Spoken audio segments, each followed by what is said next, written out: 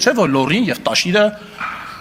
բավական տևական ժամանակ եղել է վրացական թագավորության մաս։ Երբ որ գա Վրաստանից падգամավոր եւ ասի Տաշիրը իմ հայրենիքն է, որովհետեւ էշիշ թվականին եղել է մի վարքյան, եղել է վրացական թագավորության մաս, դուք այս աժիոտաժը զգացիք, բայց ես թվում է որ գնաք Թուրքիային ասեք Ադանան մեր հայրենիքն է։ Այդ իրանք ինչ պիտի,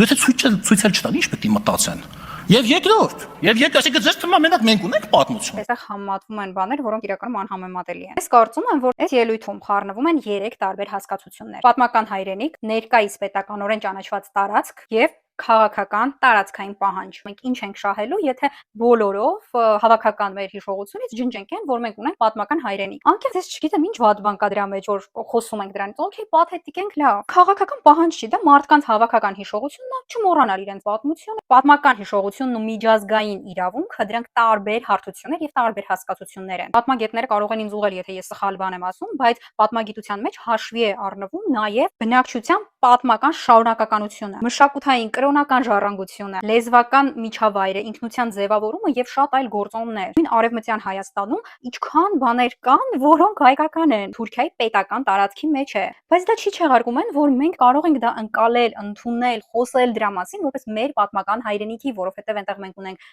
մշակույթ, պատմություն եւ առհասարակ գոյություն ունի հայոց պատմություն, հայկական ինքնություն կա անժխտելի։ Խնդրում եմ կրեատիվ գտնվեք ու մի եկեք մեկնաբանություններում գրեք բազենք վերցրու գնա արևմտյան Հայաստանը հետ բեր։ Քաղաքական պահանջը ուրիշ է, պատմական հայրենիքի մասին խոսելը եւ ասելը որ նորմալ է որ մենք խոսում ենք դրա մասին, դրանք տարբեր բաներ են։